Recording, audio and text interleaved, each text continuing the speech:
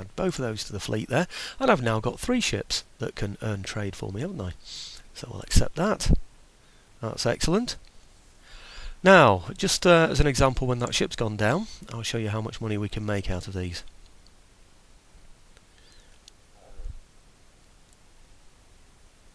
Okay. Now, I honestly didn't take account of what each one of those ships was going to give me in prize money. But here's an example. I put 1 in there, and I now have 340 in furs. I put the second down in there, and I now have 592. So, okay, not quite double. But from those 2 ships, I'm getting 592 per turn. Now, I think that I was either going to get 500 for both of them as prize money, or it was going to be 500 for each. I'm not sure, but in 2 turns, I've got the money back. Okay, add my ship to there, and of course, I'm now getting 864 per turn. Some might say, well, why don't you go over there, because you can double your, well, not quite double, but you'll get more, because you get more for your first ship on the trade route. I'm not going to do that because I want to keep all my ships together for now and make them less susceptible to attack. Now you notice foot troops, or even horse or artillery rather, land-based troops will replenish themselves automatically. Sea troops don't do that. I presume I need to be in my own port to do it, and of course this is just a trading hub. So the casualties we have suffered, we're going to have to stick with, I'm afraid. Okay. I don't know why. That was them originally telling me that my path was blocked. But anyway, that's should have improved the income a little bit as well. Somebody was telling me recently, you know, that you don't get much income as the Russians, or rather it costs you a lot of money. It does, because you're sustaining armies. But there we go. I've got a bit of trade income now to be keeping me going for a while. Now, somebody mentioned the other port as well, which is the one over here, top end of here. And sure enough, there is a port. Here it is. And I'm trading 1148 at the moment. Now, bearing in mind we don't have any real tradable goods around here, I suspect that it's those furs that are coming through. In fact, I should have shown that before, shouldn't I? Because you can see that there really is nothing that's going through, you know, in terms of tradable goods. So I can only assume really that the kind of goods that are going through there are the furs. But having said that, I can do a bit of a check. Here we go. Yeah, they are. They're furs, aren't they? So I've got furs that are going through, and I suspect that what's happening is the furs are coming from here.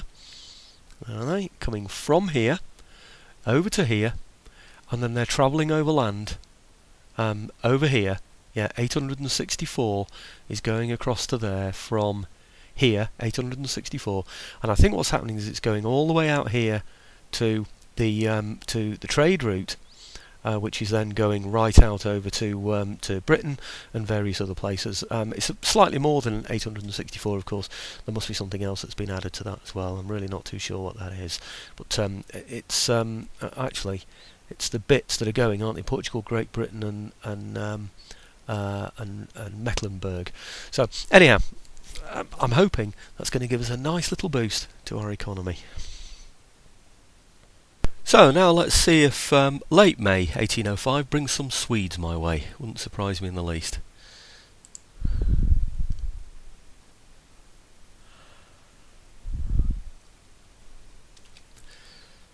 Okay, small ship coming out of, looks like the Thames actually. Goodness me.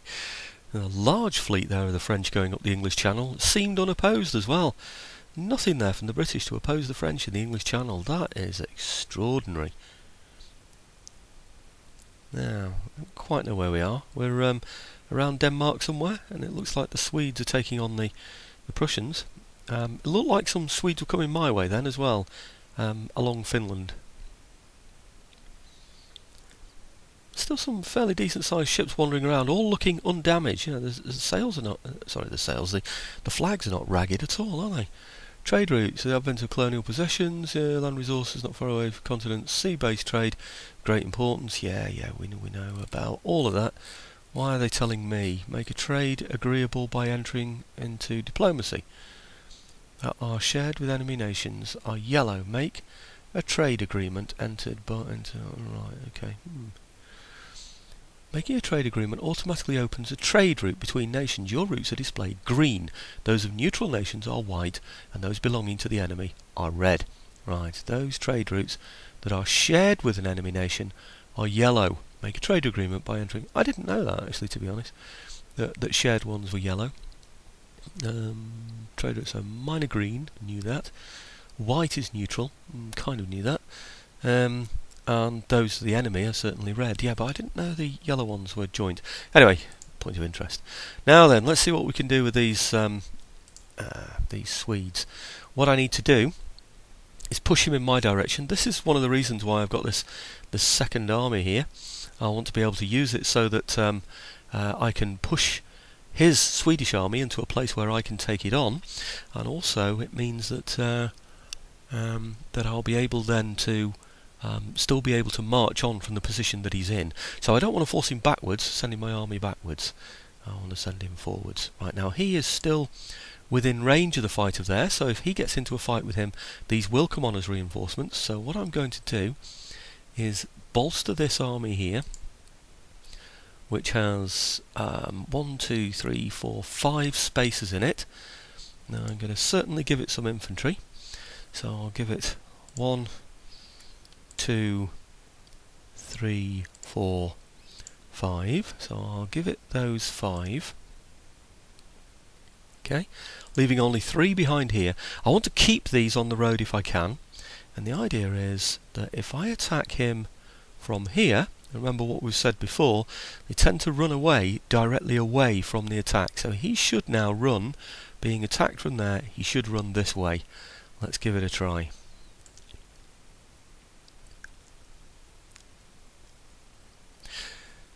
Excellent.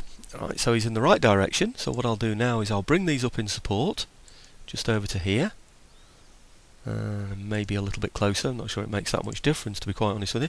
And I now have a full army of 20. I've got some conscripts in here, which are pretty useless, but he's got militia. Now, I've been through this campaign a few times, like I said before. I haven't gone much beyond this stage, to be quite frank, but what I do know is this is an army of militia.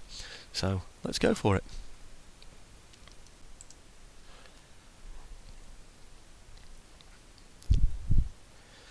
Now I must remember to put the sound on in this battle. I'll do that once I actually get into the battle itself. See what I said? Lots and lots of militia. 80, 30, 4, 4, 3. You notice, I'll show you, well, we're on this screen now because it's important when we get into the battle. His range and accuracy are 80, 30. Look at my range and accuracy. These are my better troops. 80, 35. Barely any improvement at all. Now, if you look on the conscripts, 80-25, they're actually worse. These have got a slightly better range, 135, but still, we're only 35 instead of 30, so we're not going to kill much better than he is. If you look on the melee attack, though, 4-4-3 he's got, and we've got 8-7-8. Now these are poorer, but they're still better. They're still better, you know, than 4-4-3. 6-3-5 is distinctly better. Even these are better than 443, and they're my Jaegers. Now obviously they're smaller units because there's 90 in them, and these are all 120 man units, and he's got a lot of them. 1, 2, 3, 4, 5, 6, 7, 7 plus 7, 40, 15, so he's got 15 units in there. That's a sizable force, it really is, and this is why I wanted plenty of infantry in my own force. So I've got here 1, 2, 3, 4, 5, 6, 7, 8, 9, 10, 11, 12, so I've got 12 facing 15 infantry.